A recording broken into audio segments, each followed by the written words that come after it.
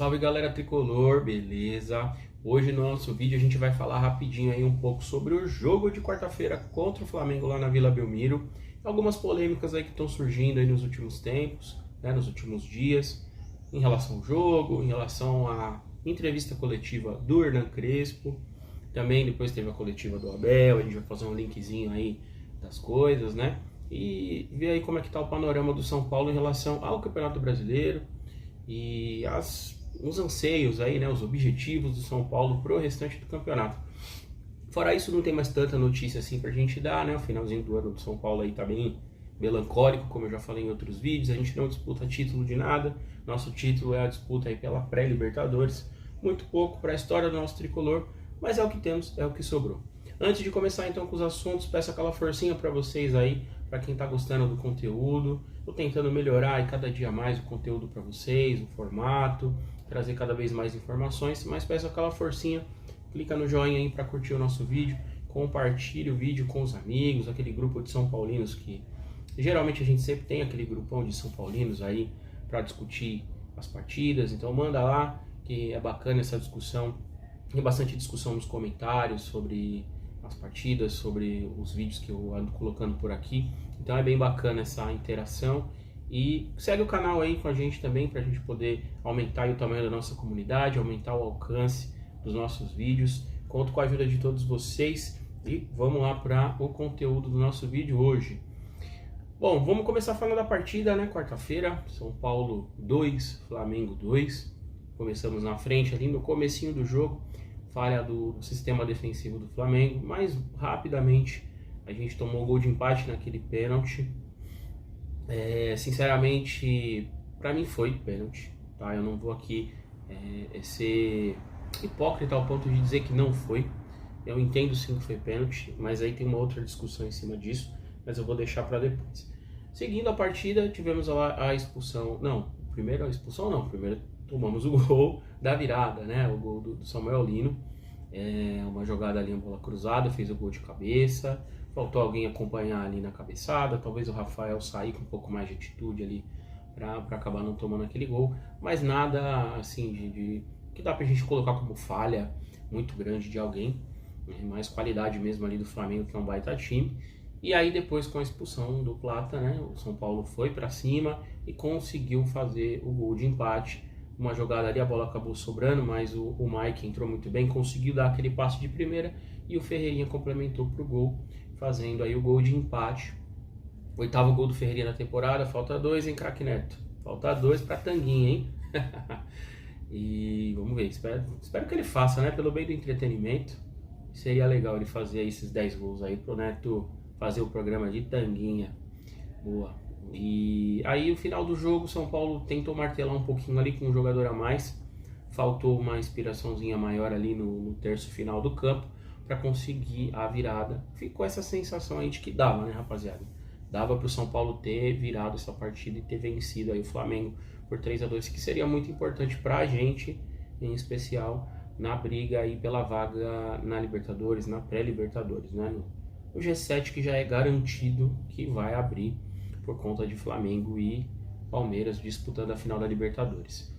Via de regra, sim, eu vi algumas pessoas, alguns São Paulinos falando sobre o jogo e colocando que é pouco comemorar um empate e tudo mais. E porque o jogo foi em casa e porque era um jogo também que era muito importante para os nossos anseios, para os nossos objetivos, que é a questão da pré-Libertadores, né? Então um pontinho só ali para um jogo em casa não daria para considerar um bom resultado. Eu até concordo, mas a gente tem que relevar um pouco ali N outras situações antes de colocar como um resultado ruim esse empate como o Flamengo. Então já não acho que chegue a esse nível de ser um resultado ruim, né? Então a gente tem que colocar na mesa muitas coisas com relação a isso. O próprio fato do jogo ser na Vila Belmiro e não no Morumbi, isso já é um fator que acaba pesando contra o fato de ser contra o Flamengo, né? A gente tem que pesar sim, porque o Flamengo, quer queira, quer não, é aí um dos melhores, se não o melhor elenco das Américas, e aí pode colocar América do Norte, se você quiser, no meio ali, MLS, que não vai chegar, um dos melhores times das Américas. E aí você pegar time 11 por 11, Você vai ter um time ou outro que pode bater de frente ali, mas um dos melhores, tanto é que está na final da Libertadores mais uma vez aí contra o Palmeiras.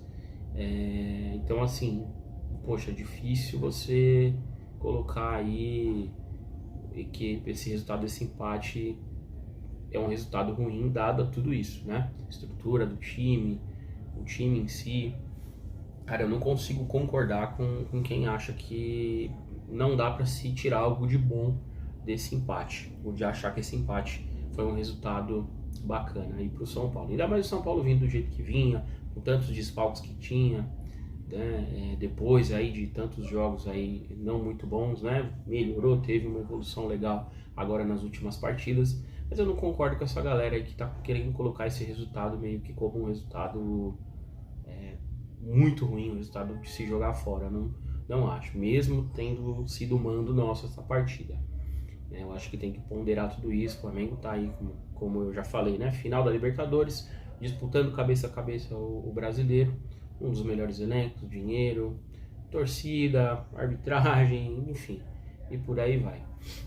Aí pegando na parte da arbitragem, continuando, né, aproveitando o gancho da partida, a gente teve ali a entrevista do Luciano no intervalo, falando uma coisa que realmente eu concordo muito, e faz tempo que a gente tem percebido isso, né? Contra o São Paulo, tudo é marcado nos mínimos detalhes. E lance interpretativo, é aí que está entrando a questão, para mim, assim, tá ficando muito escancarado, pelo menos nos últimos anos. Né? Lance interpretativo, quando é contra o São Paulo, é marcado. E quando é a favor do São Paulo, não é marcado.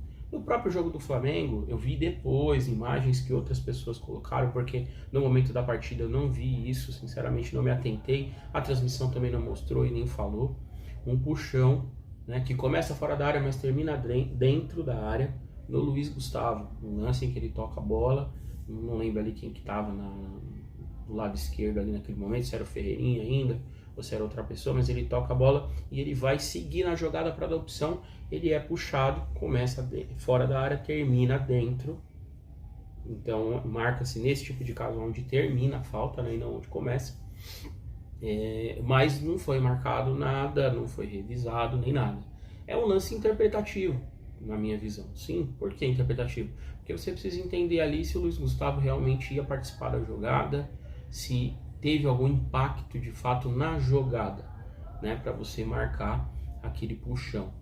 Caso contrário, normalmente não seria marcado nada. Então tem essa interpretação naquela jogada, assim como tem a interpretação do lance do pênalti que foi marcado em cima do Arrascaeta.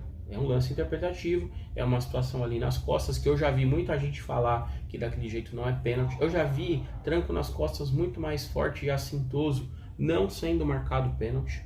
Mas o do Pablo Maia no Arrascaeta, ele marcou, o VAR não chamou para revisar, concordou, porque são lances interpretativos. E eu entendo que tá certo não chamar nenhum nem outro. Se o juiz viu os lances e interpretou ali, eu entendo realmente que não tem que chamar. Né? Aí a gente teve o lance contra o Vasco lá do São Paulo, também que não marcou aquele braço aqui na área ali do peito com a barriga, não chamou também. Para mim também entendo como lance interpretativo, e tá certo não chamar.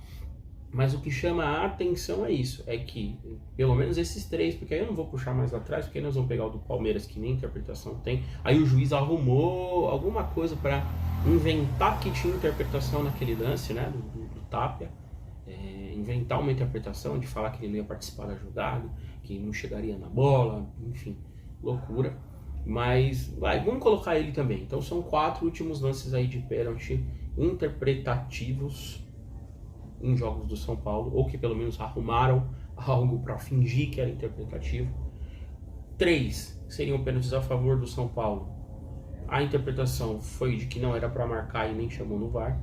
E um que foi contra o São Paulo, que foi agora contra o Flamengo, interpretativo. A decisão foi de marcar. Então está acontecendo muito isso. Quando é um pênalti cometido pela equipe do São Paulo, que é interpretativo, a interpretação sempre é de que foi. E quando é o contrário, a interpretação sempre é de que não foi. Então é muito necessário o que o Luciano falou ali no intervalo, porque realmente isso tem acontecido e não dá para entender o que é.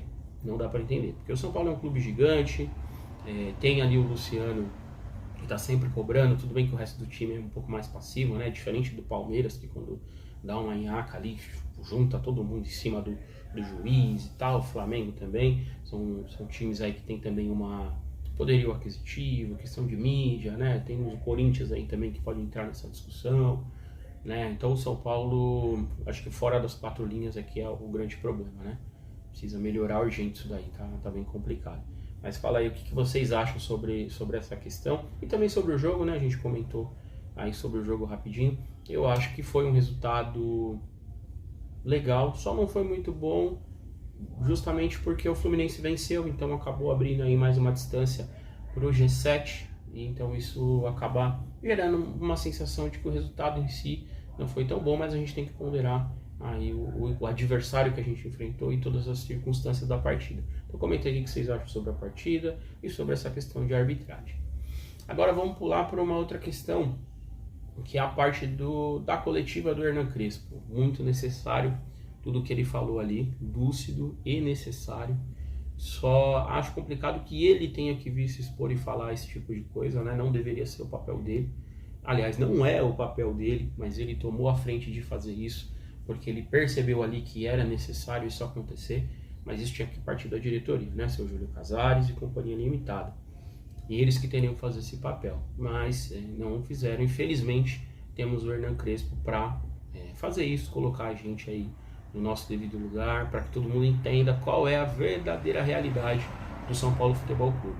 Pode doer, é complicado, a gente que é torcedor, que é fanático, é difícil entender isso, mas essa é a realidade e a gente não tem para onde fugir, né? Ele foi ali muito bem nas palavras, explicou direitinho qual que é a briga do São Paulo atualmente, qual que é o momento do São Paulo, e a gente precisa entender isso daí. Foi muito respeitoso com o Flamengo e o Palmeiras, inclusive colocando eles em outro patamar, né? Como se eles estão em outra órbita, outra sintonia. Eu não lembro bem a palavra que ele usou agora, mas colocou ali eles em outro patamar. Falou sim da questão financeira, que é um atalho, que ajuda, etc e tal, mas foi muito respeitoso tanto com o Abel Ferreira quanto com o Felipe Luiz, né, com relação ao trabalho que eles executam. Não é um trabalho fácil, ele mesmo admitiu.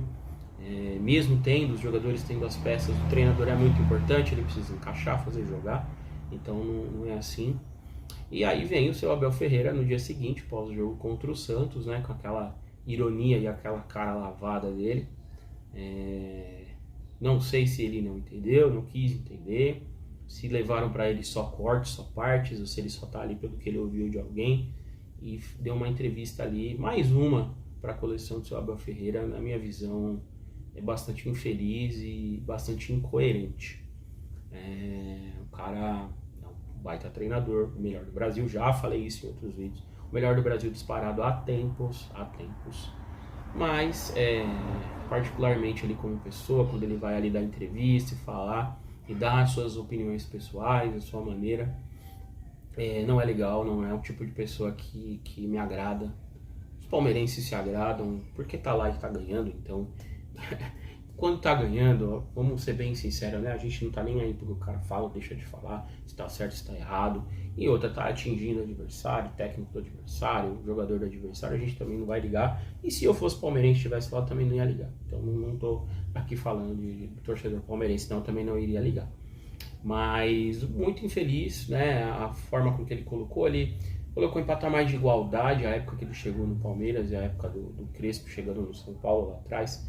E, poxa, não dá nem para colocar, né, em patamar de igualdade. São Paulo já tava essa bagunça que tá, né? Já tava anos, muitos anos sem ganhar nada. E não tinha nenhum indício de melhora de nenhuma maneira. Financeira, futebolística, nada. Bagunça que continua até hoje. Diferentemente do Palmeiras, que contou primeiramente com o Paulo Nobre, né, e depois com a Crefisa. Parte financeira contou muito. O Palmeiras a base, valorização da base, a venda boa de jogadores, sim, mas por quê? Porque teve esse suporte financeiro por trás que conseguiu fazer a casa ficar segura para que então o Palmeiras pudesse colocar os jovens para jogar, aguentar as propostas pequenas que vieram antes para o jogador se valorizar e ser vendido melhor. E isso se deu e foi possível por conta do aporte financeiro feito pelo Paulo Nobre e pela Crefisa, que o Palmeiras depois se organizou e pagou e tá tudo certo, mas isso foi o que ajudou lá. O São Paulo não tem nada disso há muito tempo. E qualquer clube que vem aqui sabe que o São Paulo tá com o Pires na mão e faz oferta ali, e o São Paulo segura até onde dá, mas acaba tendo que vender a preço de banana, como aconteceu e como vai acontecer dentro em breve aí, porque vai precisar fechar o ano, né? E todo mundo sabe, todos os clubes sabem, o noticiário tá aí para todo mundo ver que o São Paulo tá com o Pires na mão. Vão vir com uma ofertinha ali meia boca, para subir um pouquinho ali, um pouquinho acolá. O São Paulo vai ter que abrir as pernas, porque o São Paulo não tem. Agora, bota uma Crefisa, bota um Paulo Nobre no São Paulo, né? O cara chega com um aporte, dá o fôlego necessário, e aí o São Paulo conseguir segurar suas joias por mais tempo, para vender da maneira justa, consequentemente paga essa galera, né, que aportou esse dinheiro, e aí segue. Então isso é necessário. Mas Palmeiras conseguiu isso com méritos, né? Conseguiu com méritos, fez ali suas parcerias, teve as pessoas certas na hora certa. Isso é gestão, isso é mérito, não deixa de ser. Mas o Crespo não está errado em momento algum em falar que a parte financeira é um atalho para você conseguir um sucesso e estar em outro nível futebolístico como o Flamengo e o Palmeiras hoje estão. O Flamengo já foi uma situação um pouco diferente, já foi realmente o que o São Paulo está tentando fazer agora, sem nada muito voluptuoso de uma vez, foi vindo, trabalho de formiguinha para se organizar e chegar onde está hoje, né? Já o Palmeiras contou sim com aportes maiores no início e por isso conseguiu chegar lá. Então o seu Abel Ferreira mais uma vez aí provando que como pessoa é um cara bem complicado, para não dizer outra coisa, né? Para não dizer outra coisa, assim, muito cara de pau. Você vê a cara dele na entrevista, né? Sorrisinho, um deboche e tudo mais. Por quê? Porque ganhou, tá bem, tudo. A torcida do Palmeiras adora, se delicia. Vai ter um monte de comentário aqui de palmeirense enchendo o saco, né? Desde que eu fiz os outros vídeos sobre o Abel aí, a galera palmeirense gosta de vir no meu vídeo aqui ficar, né, falando. Mas tá da hora, sem problemas. Seguimos assim. Até porque é bom pra mim, né? Tá engajando pra mim aí no vídeo, no comentário. Então, continue aí, galera palmeirense. Tamo junto também. Mas é isso, gente. Vamos seguir. Amanhã, 9 ou 9h30, não lembro bem agora. São Paulo pega o Bragantino de novo na Vila Belmiro, né? 2 jogos seguidos que seriam em casa, indo pra Vila Belmiro. Mas vamos pra cima. Tentar aí ganhar do Bragantino agora pra chegar ali mais próximo do Fluminense. Torcer para que o Fluminense não consiga mais uma vitória, assim a gente possa encostar e de repente chegar num confronto direto com eles ali, a gente chegar ali para pelo menos beliscar o G7, já meio que garantir na pré-Libertadores, para não ter que ficar torcendo aí pro Cruzeiro ganhar a Copa do Brasil, né? Copa do Brasil lá no final do ano, e aí ficar nessa agonia de ter que torcer para os outros é complicado. Desculpa, mas assim, é complicado. É complicado demais, mas vamos pra cima. Espero que o São Paulo não deixe cair de novo, né, o futebol, não aconteça de novo ter aquele momento, 3, 4 jogos bons e do nada pum, cai de novo. Que mantenha esse bom futebol que a gente viu aí nas últimas partidas, esse futebol com vontade, com raça, com garra, que é isso que a gente deseja, é isso que a gente pede. E é nóis, galera São Paulina, tamo junto. Sexta que vem eu tô de volta com mais um vídeo aqui no canal. E espero que com notícia de vitórias, quem sabe, né? Vitórias e vitórias, vai ter data FIFA aí no meio também. Vamos ver se a gente consegue caçar conteúdo aí e já começar a falar também do planejamento do próximo ano. Beleza? Tamo junto e é nóis!